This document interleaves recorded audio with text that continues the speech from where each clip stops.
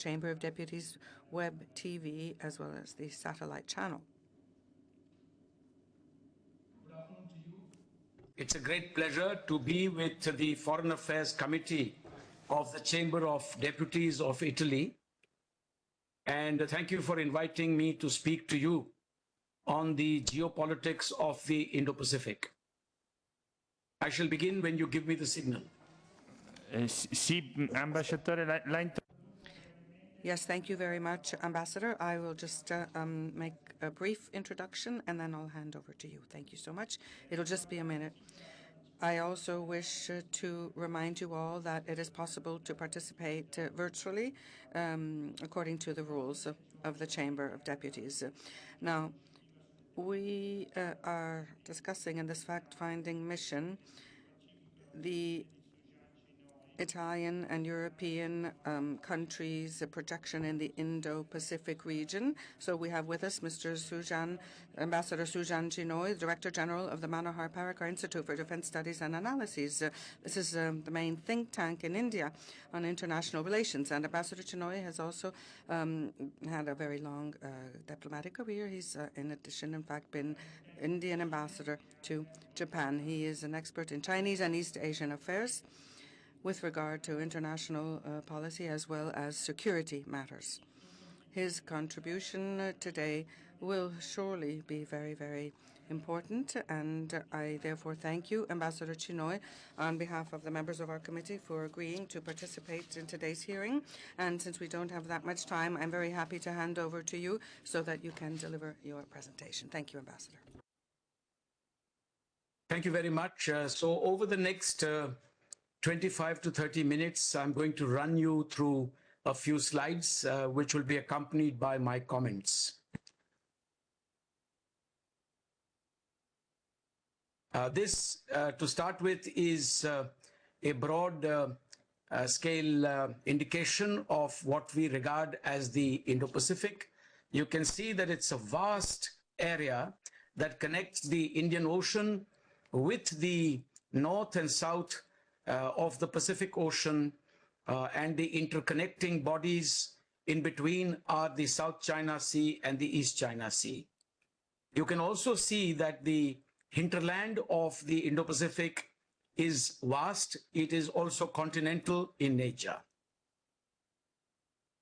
I want to begin with the proposition that the Asia-Pacific was a very relevant concept for the second half of the 20th century.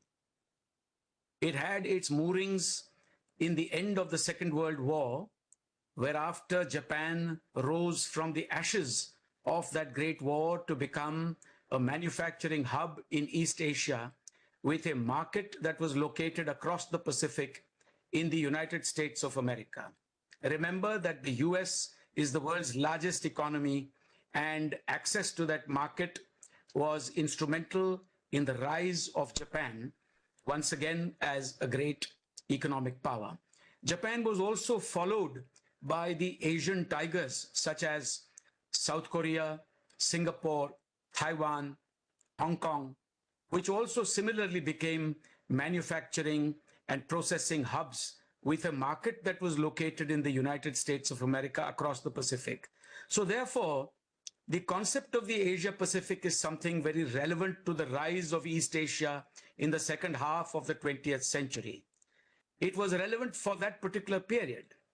However, beginning this 21st century, growth, economic development, prosperity, progress is no longer confined to that one geography.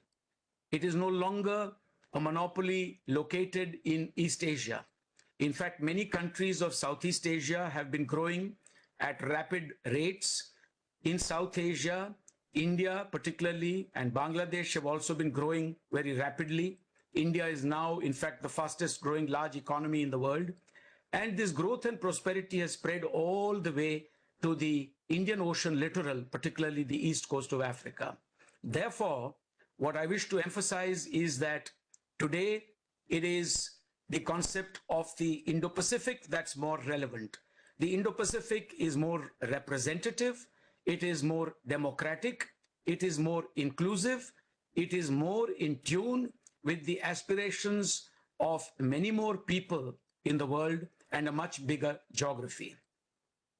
There is an interconnectedness between the oceans, the Indian Ocean and the Pacific Ocean, and the importance of the Indo-Pacific cannot be overemphasized. Some of the world's most populous countries are located in this region. It has also got one of the largest Muslim majority states, not only Indonesia, but also India.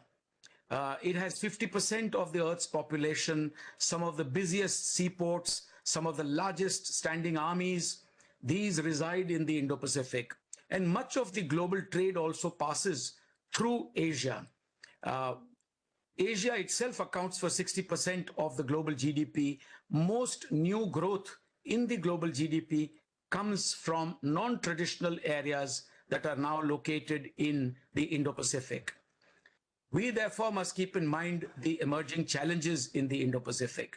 The Indo-Pacific today is book-ended at both ends of the Indo-Pacific by emerging uncertainties. In the Pacific, the economic and military rise of China, the over-concentration of critical supply chains in a single geography, the expansion of China's naval power beyond the first island chain, tensions in the Taiwan Strait, all these have accelerated major power contestation, particularly between China and the United States. China's presence and activities in Melanesia has put pressure on Australia, New Zealand, and Papua New Guinea. Islands in the southern Pacific, including in Polynesia, are also increasingly vulnerable to easy finance and influence. And we can see some of that in the fact that Nauru has recently switched sides, and now Taiwan is left with just 11 diplomatic relationships. There are tensions also in the Taiwan Strait. These have increased, as you are aware, since Nancy Pelosi's visit in 2022. And China has been probing the median line with naval and air forays, putting military pressure on Taiwan. The US continues to send naval ships through the Taiwan Strait in exercise of its freedom of navigation operations. But it is also true that with the increase in missile power in China, pointedly across the Taiwan Strait, it is also clear that the last carrier strike group of the United States, the USS Kitty Hawk, if I'm not mistaken, went through in 2007. Thereafter, it is individual ships, naval ships that go through, but not necessarily a carrier strike group. You may also recall that during President Clinton's time, in 1995, 1996, the United States had twice sent a carrier task group, a strike group through the Taiwan Strait. Now, China has not ruled out the use of force to reunify Taiwan, and the US, on the other hand, under the Taiwan Relations Act, is committed to resist the use of force for reunification. It is also committed to meeting Taiwan's legitimate defense needs under the TRA. In my view, China is unlikely to use force since war with the United States and its allies over Taiwan could derail its own economic growth and trajectory. There is a growing sensitivity in the Indian Ocean.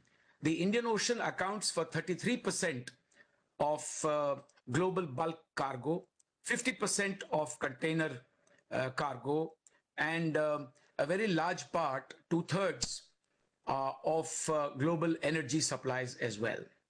The Eastern Indian Ocean abuts the Strait of Malacca, as well as key sea lines of communication leading to the South China Sea, including the Lombok and Sunda Straits. Visits by Chinese survey vessels to the Indian Ocean are on the rise. In the Southern Indian Ocean, China is also engaged in deep seabed prospecting for rare earths, for polymetallic nodules, etc. In the Western Indian Ocean, of particular concern is the emergence of Chinese illegal, unregulated, and unreported fishing, The IUU dimension has also attracted the attention of the Indo-Pacific maritime domain awareness. Now, China maintains, as you know, a base in Djibouti and is building berthing facilities in Gwadar in Pakistan. It is also seeking operational turnaround facilities in other places in the region. Recently, there have been joint exercises between China, Russia, and Iran in the Strait of Hormuz, and between China, Russia, and South Africa in the Western Indian Ocean. These are new elements. There are certain other dimensions to security in the Indian Ocean. Piracy, for instance, in the Western Indian Ocean has peaked. In recent years, piracy has gone down. The focus of piracy as such has shifted to the Gulf of Guinea on the other side. Recently, it is the Red Sea, particularly, and the Bab el-Mandab, which have emerged as an area of conflict. As you are aware, the Bab el-Mandab is a choke point, like some others, such as the Strait of Hormuz, or for that matter, the Strait of Malacca in the Indo-Pacific. The Red Sea littoral has many crises today. The Houthis from Yemen are targeting shipping, including in the Arabian Sea, to force Israel to cease hostilities in Gaza. After attacks on merchant vessels on the 23rd December and thereafter, India has deployed up to 10 ships, a P-8I plane, and MQ-9B Reaper drones to prevent attacks against shipping, or also incidents of piracy. India has long-standing presence in this part of the world as an independent navy in the Gulf of Aden and in the internationally recommended transit corridor. India is not part of the US-led Operation Prosperity Guardian set up to counter Houthi attacks. India is now, in fact, an associate partner of the Combined Maritime Forces, particularly CTF 151, as you are aware. There are other crises. In fact, friction between Ethiopia and Somalia is on the rise after Ethiopia agreed to recognize the so-called Somaliland in exchange for access to Port Berbera. This has been condemned by Somalia, as you are aware. The Red Sea's importance cannot be overemphasized. It connects the Indian Ocean, the Arabian Sea, the Strait of Hormuz, to the Mediterranean through the Suez Canal. The Red Sea is quite long, as you know, but narrow, about 2,250 kilometers long and about 355 kilometers wide. The Bab el-Mandab is a key choke point for entry and exit from the Red Sea to the Arabian Sea and to the Indian Ocean and vice versa. It is also long, relatively, about 70 miles long and quite narrow at about 20 miles. The Red Sea and the Bab el-Mandab account for 12% of global trade. The Red Sea abuts a region which is reeling under Israel-Palestine conflict today, and it also relates to the uneasy ties between Eritrea and Ethiopia. It is also, therefore, the scene and center of an unstable Somalia in the south at the entry point to the Red Sea. Ladies and gentlemen, there is a global contestation that is being seen in the Indo-Pacific. In fact, this kind of global contestation, which I describe with the help of 7 T factors, this impacts all geographies, including the Indo-Pacific. You can say that these are relevant also for the conflict in Europe today, but I shall limit myself to the Indo-Pacific. The first stress point is trade. Trade is heavily contested today, but it is also something that cannot be completely decoupled. An effort is being made by several countries to ensure that there is risk mitigation for their economies through de-risking. Countries have realized that putting all their eggs in one basket or being overly dependent on one geography for critical supplies is not a very wise decision. But trade is also not conducted by governments, and therefore it is more difficult to control.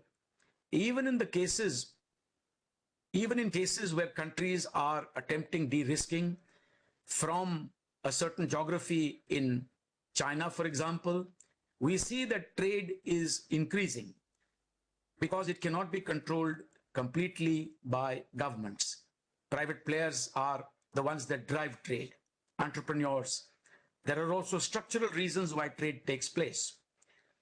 Technology is another point of contestation, and here the weaponization of technology through sanctions, through embargoes, and other restrictions is in fact more effective, because technology is generally in the hands of very, very exclusive private companies that work closely with government, particularly in regard to dual-use technologies. The third T is that of territory or territorial differences and disputes and conflicts. We see an abundance of that through the Indo-Pacific. It's not just in the case of Israel and Palestine that we see this. We also see it in the case of the Himalayas involving India and China. And then there is the great dispute in the South China Sea, another one in the East China Sea, and so on and so forth. Terrorism should be uniting countries of the Indo-Pacific today against a common threat. Yet there are countries that use their veto power in the UN Security Council in order to let terrorists belonging to groups such as the Lashkar-e-Toiba or the Jaish-e-Mohammed scot-free. And we have seen that particularly in China exercising its, status as a permanent member of the UN Security Council to put technical holds on proposals made by the United States, India, and others for the global listing of certain terrorists. So terrorism, instead of uniting us against that threat, is also now quite divisive. Tenets is yet another T. This is the tenets of narratives, value systems, systems of governance, whether they are economic, social, cultural, or political. There is a great divide today between the democracies and the autocracies. And all sides claim that their systems are superior. Transparency, in fact, is lacking. That's the sixth T. Today, we can do bean counting with regard to GDP, with regard to economic growth, with regard to military assets. We can count the tanks, ships, and planes, but we cannot ascertain intentions and motives. Since intentions and motives are lacking in clarity, there is therefore lack of transparency. That leads to the final T, that is to say the T of trust, or more relevantly, the lack of it. There are several extra-regional powers in the Indo-Pacific. By extra-regional, I mean those that are considered to be extra-regional, but who still have a very large stake in the Indo-Pacific. I would say, for example, the United States, UK, France, Germany, the Netherlands, all these are actually stakeholders in the Indo-Pacific, and it is best not to describe them as outside powers. All the P5 members are present in the Indo-Pacific. The US has bases in the region. It has close economic ties with regional partners, alliance partnerships. It is in fact that one great market that allows Asian countries to grow.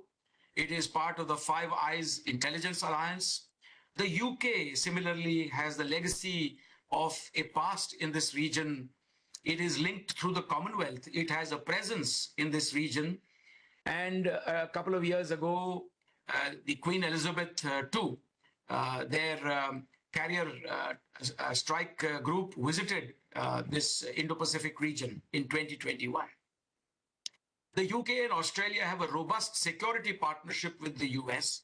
The UK also has a 2+2 with Japan, as you know.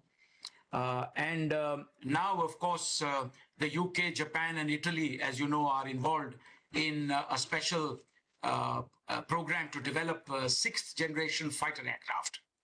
France, by the way, is a resident power in the Indian Ocean, as it is a resident power in the South Pacific. In the Indian Ocean, they have the territories of Réunion and Mayotte, and in the South Pacific, they have French Polynesia, New Caledonia, and Wallis and Futuna. Germany has also issued guidelines for the Indo-Pacific region way back in 2020. A German ship, the Bayern, visited the Indian Ocean in 2021. And I must say that the chief of the German Navy, Admiral Schönbach, was also in India. He also visited my institute, and I had interaction with him. Netherlands, the EU, South Korea, and Canada have all released their Indo-Pacific strategies. By the way, Russia is a Pacific Rim country and has long had a presence in the region, whether it was the Cam Ranh Bay in Vietnam in the old days, or whether it is its presence today in the South China Sea, the military exercises that it conducts with China in the South China Sea, in other spaces. It has also, as I mentioned a while earlier, conducted naval exercises with China and Iran, and also China and South Africa in the Indian Ocean. China, as I mentioned, is also active and increasing its presence in the Indian Ocean. So therefore, this map gives you a rough idea of the Western stakeholders that are in the Indo-Pacific. China's perceptions of the Indo-Pacific are obviously quite negative. China harbors deep misgivings. China suspects the Indo-Pacific to be a containment strategy. That is not true. China believes that it is aimed at opposing the Belt and Road Initiative, at questioning its developmental finance and connectivity projects and models. And it believes that the Indo-Pacific is laying the foundation for a military alliance to undermine its future. And I feel that this is completely a figment of imagination, because the Indo-Pacific is not all that the Chinese attribute to it. China prefers the Asia-Pacific because any switch to the Indo-Pacific is seen as an erosion of its preeminence. The Asia-Pacific has long considered China to be a fulcrum.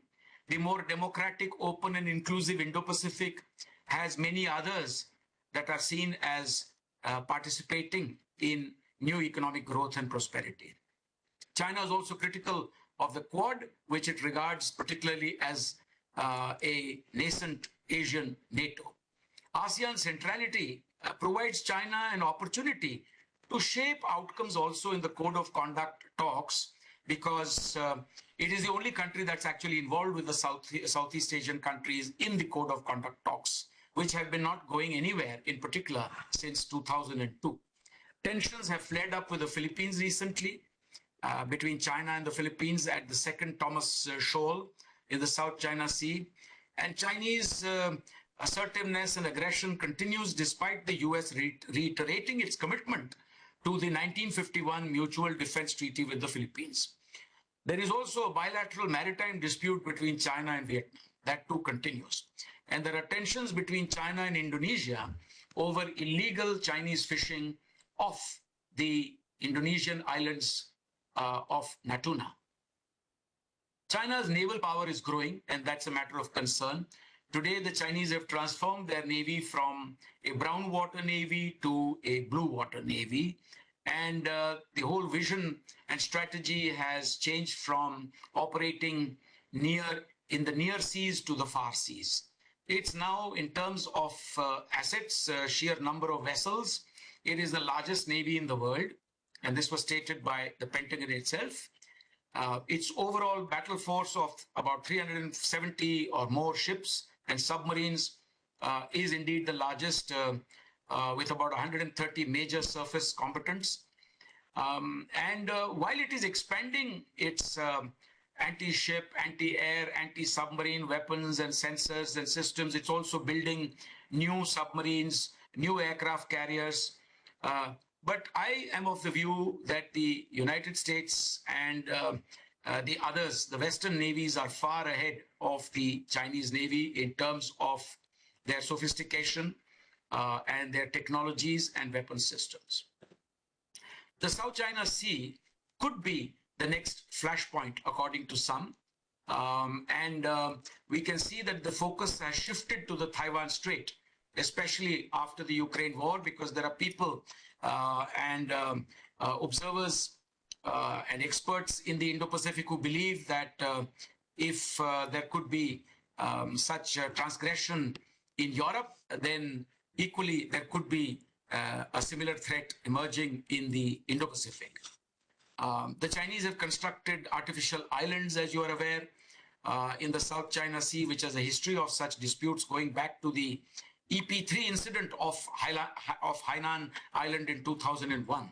And recently they are using Chinese fishing fleets and swarming tactics, etc., to overwhelm the opposition. But I do believe that the South China Sea is unlikely to be a flashpoint for now, since island building is a fait accompli. And the US conduct of freedom of navigation operations resists the Chinese declarations of sovereignty over that entire region. But US FONOPs have done nothing to restore status quo ante. In other words, the facts that the Chinese have created on the ground have not been overturned by US FONOPs. The militarization of islands has not been overturned by FONOPs. So therefore, there are limits to freedom of navigation operations and what they can achieve. In the past, of course, the US did not intervene. In 1974, when South Vietnam lost the Paracel Islands to China, in the dying days of the Vietnam War, the United States had not intervened. In 1995, Philippines lost the Mischief Reef. In 2012, the Philippines lost the Scarborough Shoal. And these went unchallenged. That is also a fact of history. The Quad is gathering momentum. It is not a military alliance. It's not a treaty-based partnership. It has been focusing on resilient supply chain initiative. It's been focusing on certain, capacity building issues. But it has a tough security-oriented core, in my view, with a softer and inclusive exoskeleton that prioritizes the developmental agenda.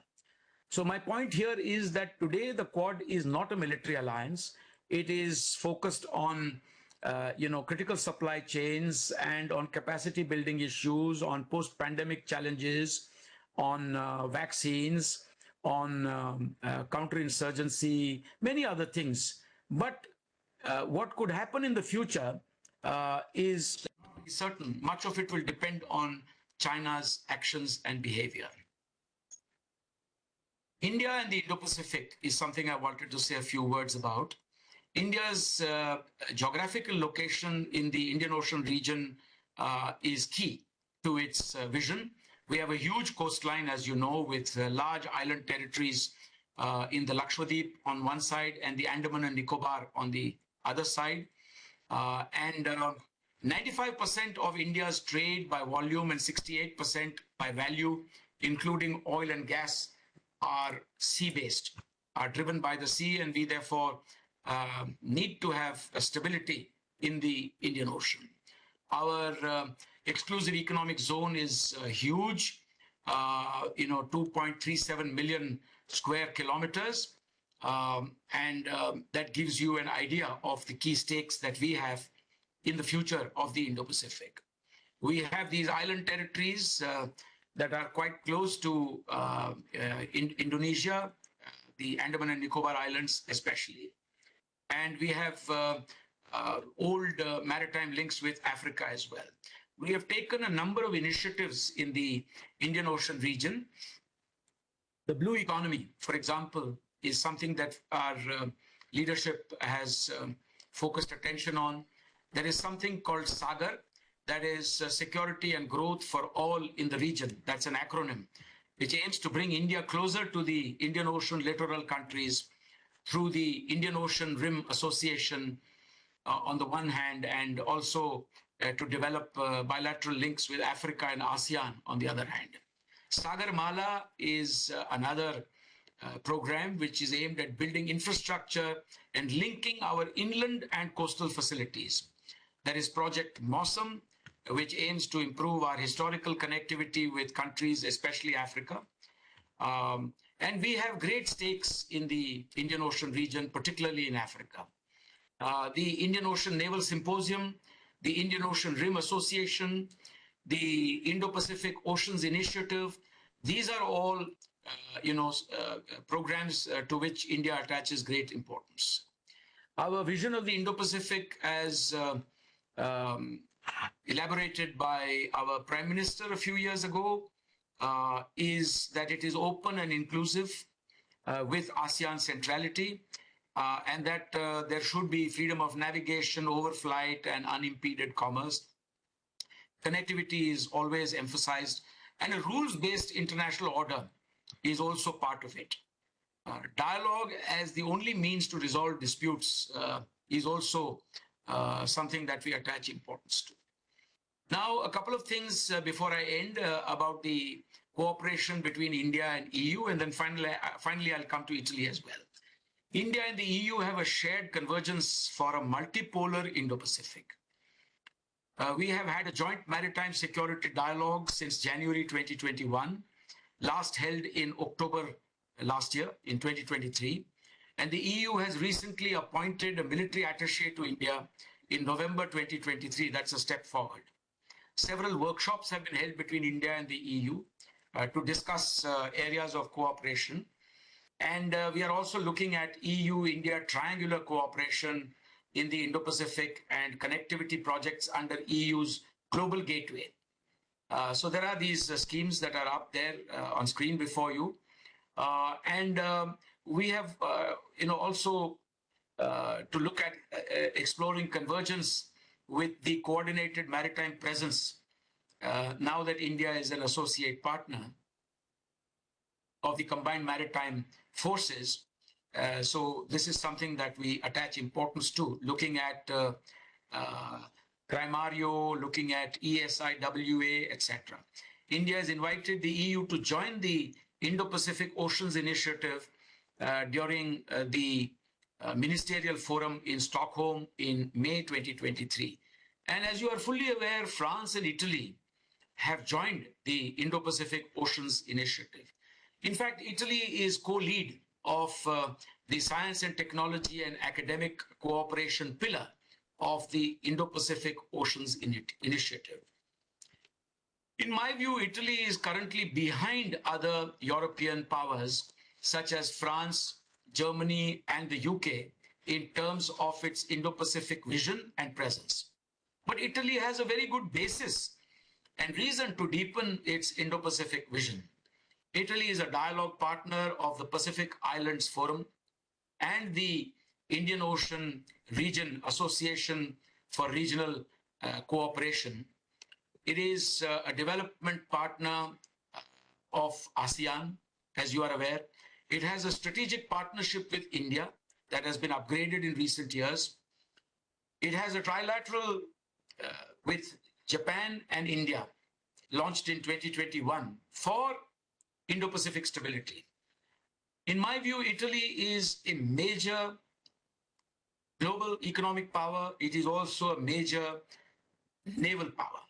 Italy is part of the combined Task Force 152 for maritime security in the Gulf, and it has participated in Operation Agenor in the Strait of Hormuz, as you are aware.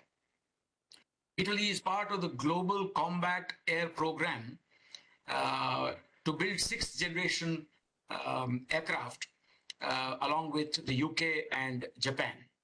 It has signed a US $5.5 billion agreement to design a new class of frigates for the United States. I assume many of these will find their way into the Indo-Pacific. It has similarly concluded a US $4.5 billion deal to design frigates for Indonesia. And Italy's, the Italian Navy's Carabiniere class frigate participated in the EU NAVFOR Operation Atalanta, as you are aware. So I want to conclude by saying that stability and prosperity in the Mediterranean with which Italy has so far been engrossed is actually linked to peace and security in the Red Sea, that is across the Suez Canal, and also linked to peace, security, and stability in the Indo-Pacific region. I cannot see how there can be peace and prosperity in the Mediterranean, which is the region in which Italy resides, and it's been focused on that so far. I cannot imagine peace and security there without there being peace and security in the Indo-Pacific. I cannot imagine a big economy and a big naval power like Italy not being part of the Indo-Pacific. Let me stop at that. This is a book that I have recently written, The World Upside Down, India Recalibrates Its Geopolitics. The Foreign Minister of India, Dr. S. Jaishankar, has given the foreword for this, published by Amazon, and published by HarperCollins, available on Amazon. And it has a lot of what I have just said, including on the Indo-Pacific, the Quad, China, the India-China boundary dispute, etc. So let me stop at that. Once again, thank you very much. Our remaining time could be used for questions if you have any. Grazie mille, ambasciatore, davvero, perché è stato un Thank you so very much, Ambassador. This has been a key contribution to the work carried out by our subcommittee. Let me ask my colleague now, even those who are with us virtually, if they have questions for you. Do you wish to address a question to the Ambassador? At the moment, I don't see any hands up. We have MP Onori, who would like to ask you a question.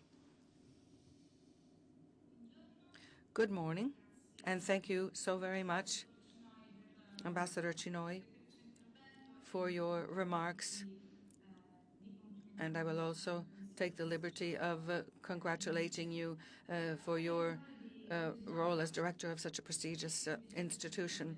So I have a curiosity that I wish to ask you about. The first has to do with possible medium and long-term repercussions that you might see in connection with international terrorism following the resumption of the conflict between Hamas and the State of Israel. And my second curiosity has to do with the situation in India in particular. So I'm wondering, are there fears about any possible negative consequences resulting from the Muslim communities in your population? We know that there have been times of tension in this regard. Thank you so much. And before handing the floor back to the ambassador, I would also like to add a comment. I don't believe any other colleagues have questions. We do have one, actually, MP Orsini. Go ahead, and then I'll ask my question. Okay, Ambassador, I'm wondering if India is concerned about the increasing influence in the Indian Ocean, and not only of China, the increasing influence of China, especially with regard to some recent developments, in other words, the elections in the Maldives Islands. What strategy is India considering in order to maintain its sphere of influence and therefore defend its own security? I would also like to ask you another question. I've been taking notes. I must say that your presentation was so very interesting. I've taken down many notes here. Now, I have a question on the India-Arabian Peninsula IMEC corridor. You didn't mention this, but I'm wondering if you have any ideas about this new infrastructure, what might happen in the future. And now MP Orsini has the floor. Thank you. Good afternoon, Ambassador, and thank you very much for your very interesting presentation. I do apologize if I haven't turned on my video, but I'm having some connection problems here, so it's better to save some bandwidth so that you can hear me. I have a question, a detail perhaps, that you might provide. I would like a bit more insight on this. The dispute between China and India. What is the status of the dispute on the Kashmir region, in particular the Himalayan region? And if I remember correctly, after the 1962 conflict, well, there is still only an armistice in place. So I'm wondering if there have been any developments in that connection. And generally speaking, let me ask you now if you can give us a bit more insight on India's role in the overall relations with China. You mentioned the fact that at the moment there is no attempt to contain Chinese expansion, which exists in many areas that you yourself mentioned. So my question is, what is India's role in getting China to abide by the international rules-based system that you were referring to? Thank you. Domande, prego, ambasciatore. Grazie. Thank you. Don't see any other questions, so I'll give the floor back to the ambassador for your replies.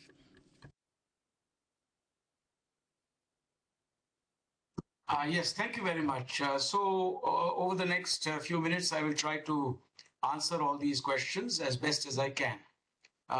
The first related to the medium to long-term implications and repercussions on terrorism emanating from the conflict between Israel and the Hamas in Gaza. My personal assessment is that it is not just this war that has possibly given a fillip to non-state actors and terrorist groups, but also the fact that when the Taliban took over Afghanistan and when the United States and other Western forces retreated from Afghanistan, that too, in a way, was celebrated, as you are aware, by non-state actors and terrorist groups. The problem in the world is that there is a fair bit of disagreement on what comprises terrorism. And I think this is a very specious and unnecessary debate, but it has long plagued the discourse and discussions at the United Nations as well, where attempts have been made to conclude on a consensus basis an international convention against a convention on international terrorism.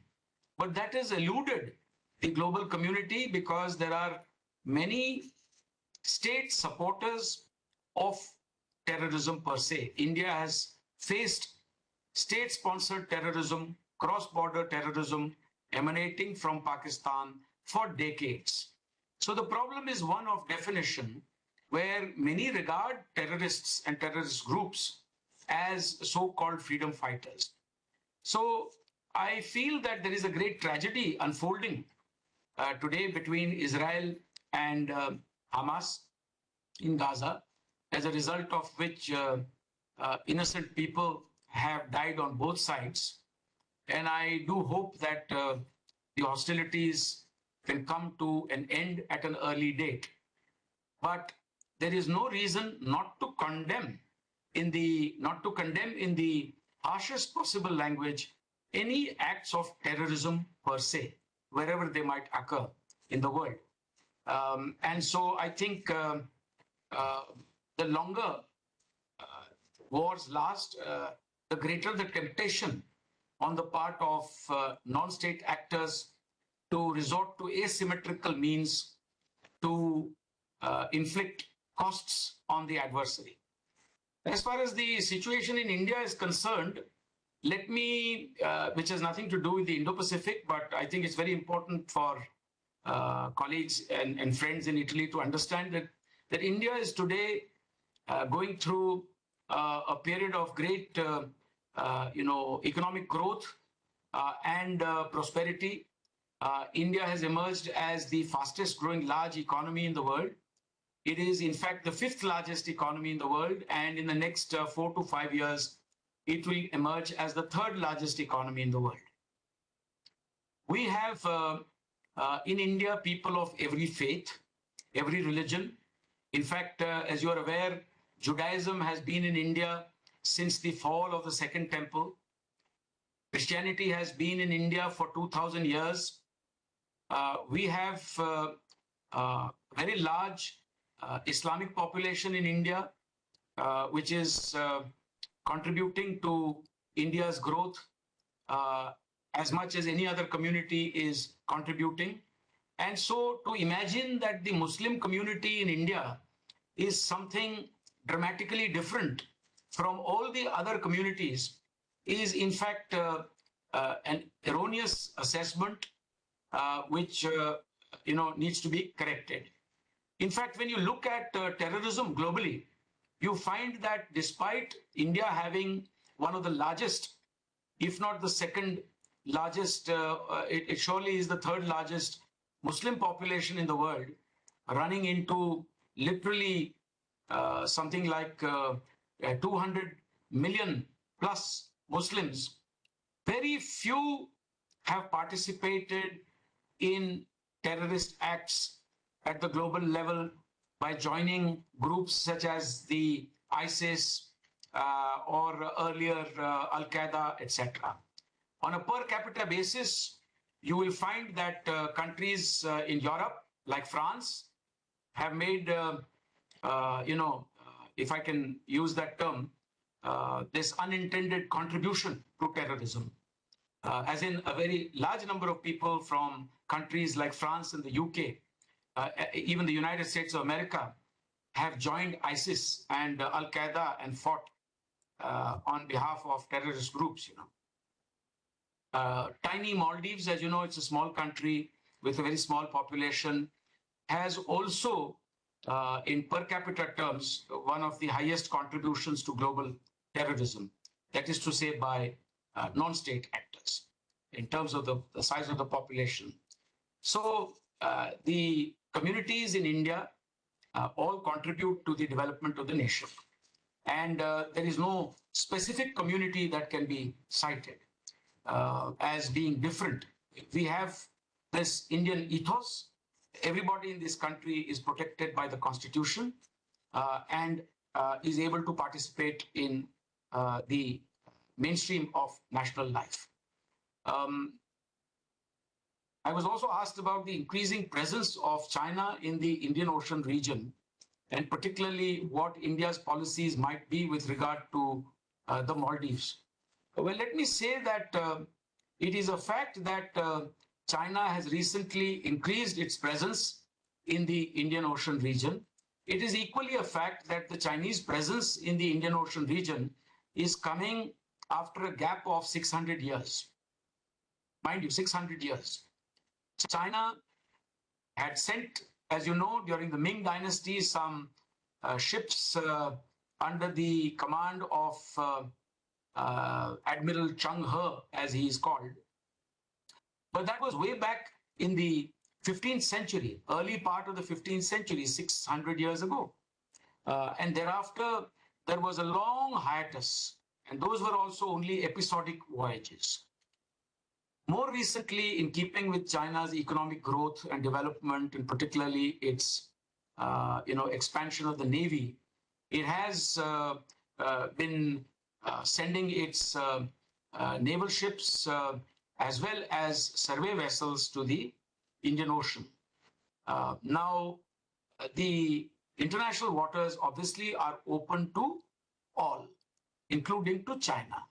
The point here is that as China spills over into the Indian Ocean region with military assets, with naval vessels, with survey vessels, etc., it is incumbent on China to be as transparent as possible. In reality, China is very opaque in terms of its motivations and intentions. And that is, in fact, the key problem. The other problem is that China has also attempted to acquire a number of special relationships, birthing rights, operational turnaround facilities, etc. in the Indian Ocean region. And if this is done without dialogue, with local stakeholders, with other countries like India in the region, then obviously it gives rise to misgivings, lack of trust, and lack of clarity with regard to intentions. The India, Middle East, Europe corridor, in fact, is something that came out of the Delhi Declaration of the G20 summit. I had the privilege of being the Think 20 chair for India's G20 presidency. And in that context, I was in touch with my Italian counterparts throughout last year. I, in fact, paid a wonderful visit to Bellagio also for discussions at the start of last year.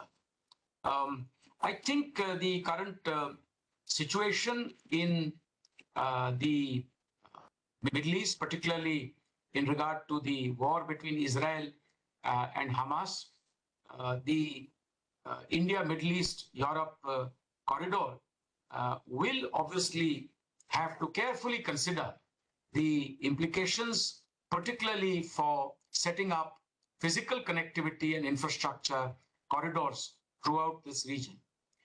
So while it may take a temporary backseat, it is not something that is likely to fade away. I think it is a very major and novel proposal that is strongly supported by a very large number of countries.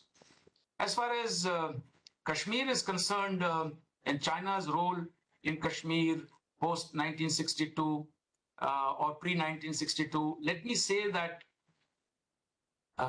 the state of Jammu and Kashmir is an integral part of India and will always remain so. China, in fact, is in occupation of a part of Kashmir. I would like to call it China-occupied Kashmir. This is 5,180 square kilometers of territory located in the Trans-Karakoram Shaksgam Tract. This 5,180 square kilometers was ceded illegally by Pakistan to China in their so-called boundary agreement of 2 March 1963. And therefore, China is in fact a party to that dispute, being in occupation of a part of Pakistan-occupied Kashmir in the Shaksgam Tract. China is also in occupation of 38,000 square kilometers of Indian territory in eastern Ladakh, in a region known as Aksai Chin. And so therefore, I would say that China's presence as one of the, parties to this dispute predates in some ways 1962, for they've been nibbling at that territory for long, and particularly in the course of the 1962 war, when they occupied a very large part of the Indian state of Jammu and Kashmir. What is India's role in the overall, outlook with regard to China? How do we ensure that China abides by rules and regulations? Let me say that India wants good relations with China, but these relations, as between two neighbors, have to be based on equality, mutual respect, and reciprocity. As far as our bilateral dispute with China is concerned, India rejects unilateralism, militarization, and the aggressive policies that are followed by China. We believe that disputes must be resolved through peaceful dialogue. At the same time, India is not in a position to accept any attempts by China to change status quo or to create a new fait accompli on the ground. We have also seen that India has both continental as well as maritime concerns when it comes to China's presence in our region. We have a land boundary dispute, which you are aware of, and we are also concerned about China's growing presence in the maritime domains surrounding India, through which 95% of our trade passes. As far as the others are concerned, such as the quadrilateral dialogue partners, such as quadrilateral security dialogue partners, such as the United States, Japan, and Australia, They obviously also have differences of opinion with China, but these are more maritime in nature. They do not have a continental boundary dispute with China. As far as the continental boundary dispute with China is concerned, India obviously needs to take measures on its own and to ensure that it can defend its sovereignty and territorial integrity. We hope that we can work together with like-minded countries, including Italy, to ensure that the Indo-Pacific is governed by an international rules-based, transparent order. In that, I think Italy will have a role to play, apart from India. And we hope that China will also abide by the notion of a globally acceptable and defined international rules-based order. In fact, China is a beneficiary of the international rules-based order, as you are aware, having been made a permanent member of the Security Council in 1971. It is a permanent veto-wielding member of the UN Security Council. It has every reason to abide by the international rules-based order, of which it is a beneficiary and a part. We hope they do so. As far as India's policy towards the Maldives is concerned, and I'll stop at that, the key point is that India has a neighborhood first policy. India attaches great importance to developing mutually beneficial relations, mutually respectful relations with neighbors in South Asia, including the Maldives. I have myself been part of that effort in the last decade. I visited the Maldives, and I know that there is a fount of goodwill and support for India as well. There has been a political change in the Maldives that should be respected. Any political change in the Maldives is a matter that concerns the people of the Maldives. We hope to have good relations with the current regime of President Muezzu as well.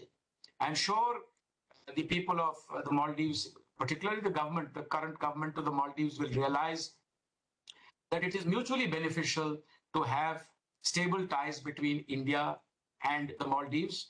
Whenever there is a crisis in the Maldives, it has been India that has come to help as a first responder.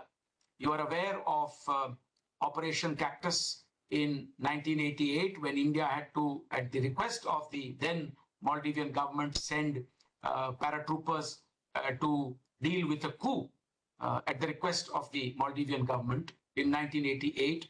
You are probably aware that when the Maldives had a huge water scarcity crisis a decade ago, it was India that sent tons of water by ship and by plane to the Maldives. You are aware that when the tsunami hit the region, again, India was one of the first responders, not only for the Maldives, but for many other countries in the region. I have absolutely no doubt. Non ho alcun dubbio che ci possa essere una buona cooperazione tra India e le Maldive in un prossimo futuro, e noi continueremo.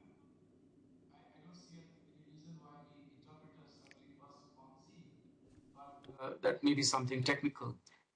So what I was saying was that we will continue to have a policy towards the Maldives that is based on cooperating with them at a level at which they are comfortable, of carrying out projects in the Maldives based on their priorities and their request.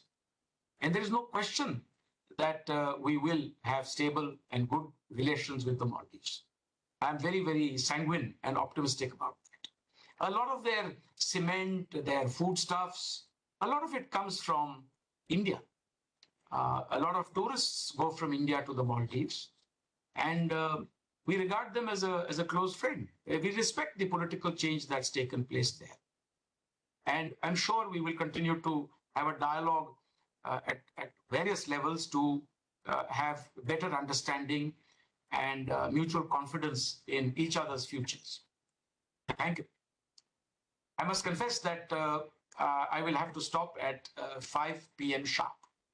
It's 5 p.m. And so therefore, if you permit, I would like to take your leave after I hear a few final words from you, the chair of this particular committee. Grazie davvero. Yes, thank you so very much, Ambassador. And I am confident that we will see ever stronger bilateral relations between Italy and India. We do have a common interest, a shared interest to develop these relations, and I am also sure that we will continue our cooperation through the Red Sea, the South China Sea, in order to defend and ensure navigation and the international rules-based system that is being endangered today. Thank you so much, Ambassador. I wish you good health and success in all your endeavors. Thank you. Dichiaro conclusa l'audizione, grazie ancora. Yes, our hearing is now over. Thanks again.